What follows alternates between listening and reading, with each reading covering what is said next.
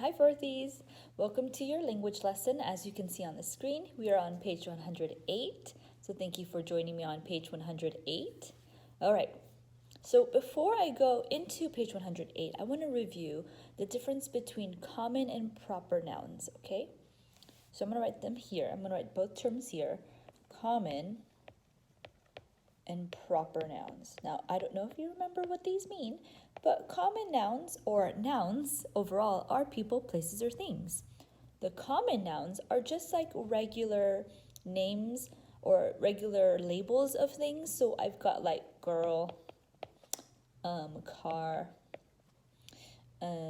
water, no, let's say soda, soda, and then coffee, okay? But proper nouns are more specific names for these common nouns. So if I say girl, the proper noun would be like Natalie, right? Car, well, I drive a Nissan.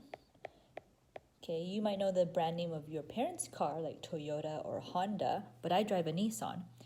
Soda, I like to drink 7-Up, but I'm going to say Sprite, just because I can't start anything with a 7. Sprite. And then coffee, I'll say Starbucks, of course, right? Notice how proper nouns are capitalized. See, Natalie starts with a capital N, but girl doesn't start with a capital G. That's because it's just a regular label of a noun. Whereas a proper noun, as you can see, proper nouns are capitalized. So I hope you remember that. Knowing all this, now let's turn to page 108. I'm going to go to page 108. Oh, you know what? I'll keep that there. And I'll just go to page 108. And I'll go to the top. Adjectives formed from proper nouns are called proper adjectives. So what it's saying is, if you're going to tell me that a proper noun owns something, it is known as a proper adjective. It answers the question once again. I like this color. Whose, right? So if I say something like, whose ball is that? Oh, that's Mason's ball. So when I say Mason's, apostrophe S, this is known as a proper adjective because it's a proper noun, Mason, attached to the apostrophe S, and it answers the question whose. So Mason's is a proper adjective. Same thing with, let's say for myself, whose bike is that? Oh, that's April's bike. Okay, April's is a proper adjective. Also, when you're describing something, when you're describing nouns and you're using two words to describe the noun, you can use commas to separate the two words. Here's an example. The hot, dry Kalahari Desert dominates the landscape of Botswana. Notice here, hot and dry are used to describe the Kalahari Desert. And they use a comma. Notice here, there's a little comma to separate hot and dry. Now you can say hot and dry if you want, but if you don't want that many words in a sentence, you can just put a comma, and you're only doing that when you use two words to describe one thing. So, seswa is a traditional meat stew enjoyed in Botswana. Here, sometimes you don't need commas. You don't need to say traditional, comma, meat stew. And sometimes you'll just know the difference if you need a comma or not. All right, so take a look at Think A. We're going to go back to knowing when proper adjectives are coming up, and we'll draw an arrow from each proper adjective to the noun it describes. So it says, Botswana is an African country that is nearly the size of Texas. Okay, so here I'm going to underline African, right? Because that's a proper adjective. It's describing what kind of country. It's an African country. So I guess here you didn't need an apostrophe S. I guess it's also because it's still capitalized and it's still a proper noun. So you draw an arrow from African to country. So sometimes you need an apostrophe S, like I'll say April's again. Sometimes you need that, sometimes you don't. As long as it has it's capitalized. I do this for capitalized because A is capital. Anyway, But we're going to go over this again at our Zoom meeting in case like this still confuses you, because I understand that proper adjectives, they are capitalized and they describe a noun. It might get easier too when we do number 2. Number 2, Alfred Tennyson was a famous poet of the Victorian era.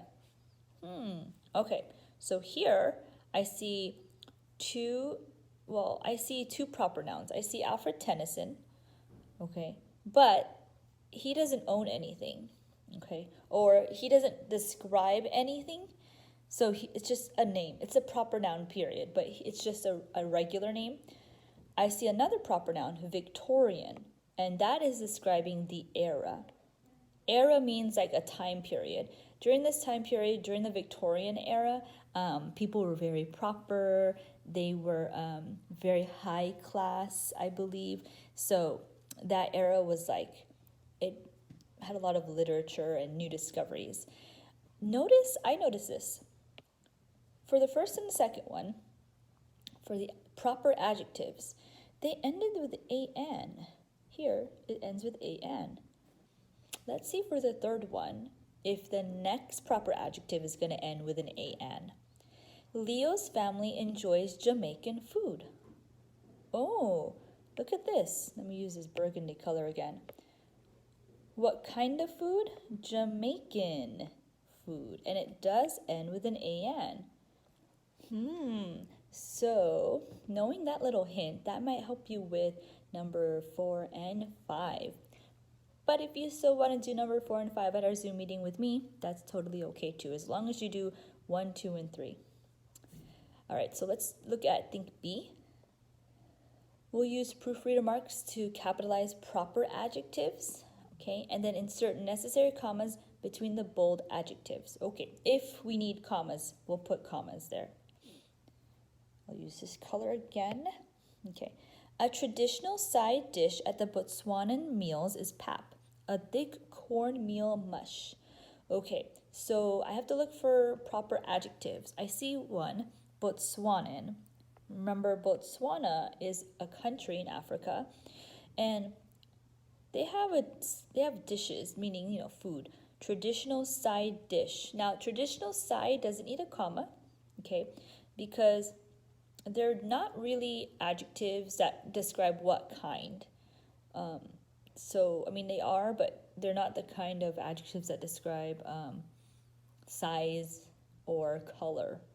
I guess we usually use commas when we're using two adjectives that describe like size and color. So traditional side is fine. I don't need to put a comma after that. Thick cornmeal mush. Yeah, again, I don't need to put a comma to separate the two adjectives here because, again, they're not using size or color. They are answering the question what kind. It's thick and it's a cornmeal, but it's not so much color or size. So I think we're fine with number 1.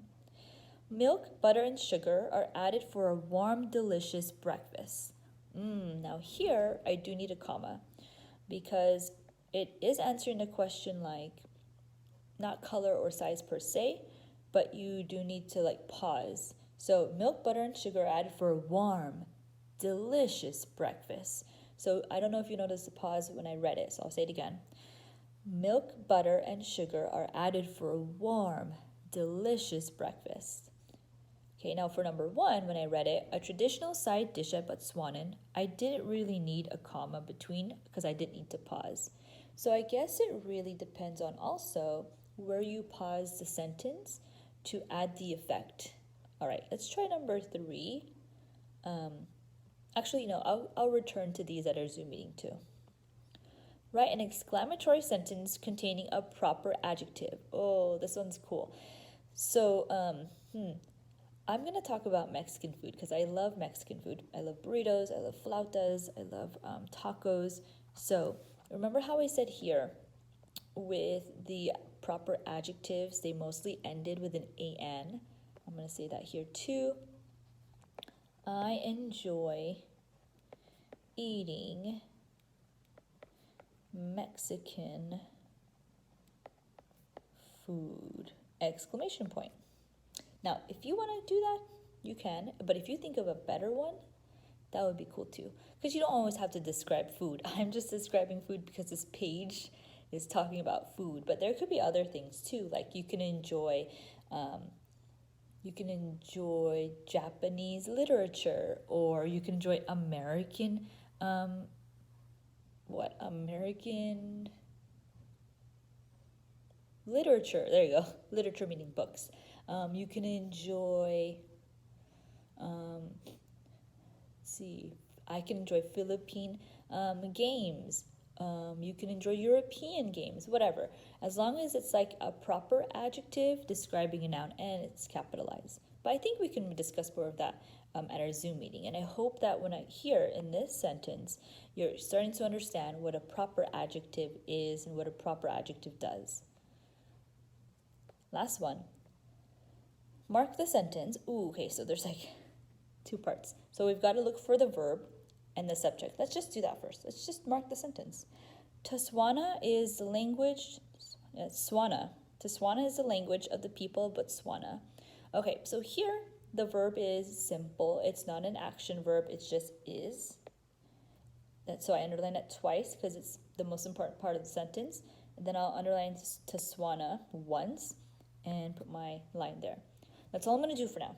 Okay, I'm not going to look for nouns, proper noun, or pronouns or adjectives. I'm going to leave part 2 alone and just simply separate and mark the sentence. Robert Moffat translated the Gospel of Luke into the Tswana language in 1830. Oh, that's nice. He translated the part of the Bible for them so they can get to know Jesus. Okay, that's a lot of work, but good for you. Excuse me. So what did he do? He translated it. Translated. Who did it? Robert Moffat. There we go. In 1857, he had translated the entire Bible into Tswana. Wow, that's a lot of work. I wonder how long that took him. He had to learn another language just to write the Bible in their language. That's dedication. Good for him. What did he do? Now you're saying he translated, but not only did he translate, he had translated. Who had translated? He. And we'll draw a line. Because of Robert Moffat's work in Botswana, many people learned of God. Amen. Okay, so what did they do? Now I'm going to tell you the verb is not in this area. That's just like a little intro. The verb is here. So I'm going to read that part. Many people learned of God. They learned. Who learned? Just people. Okay. Now we go back and we try to determine what the bolded word is. If it's a noun, a pronoun, or an adjective. So the first one, Tswana, we know that's not a verb. Or we know that's not a pronoun because a pronoun is I, you, she, he, it, we, they, right? Tswana is not on that list of pronouns. It's not an adjective because it doesn't describe anything. Neither does it describe a type of food or game or sport. So this is a noun. Tswana is a noun. All right, number 2, Tswana is bolded again, but look at this. It's describing the language. Like what kind of language? Tswana language. So when it answers the question of what kind, it is an adjective. Ooh, so notice here, when it's placed in different parts of the sentence, the label changes. For number 1, Tswana is a noun. For number 2, Tswana is an adjective because it's describing the language. Number 3, he. That should, ring bells for you because he is a pronoun. I, you, she, he, it, we, they. So that's a pronoun. P-R-O. Last one, Robert Moffat's. Ooh, now here, if you remember way back at the beginning of this video, I said if a proper noun has an apostrophe S, such as this, it is known as a proper adjective. So we will say that's an adjective. All right, fourthies. Now I know this is a lot of critical thinking, a lot of level 4 thinking for sure, all packed in 15 minutes of a video, but you did your best. And I will certainly go over at our Zoom meeting, and that's why it's important to have watched this, early, And now, so you can get warmed up for what I'm going to explain more at our meeting. Thank you very much. I hope you'll be able to watch the math video. I'll see you soon.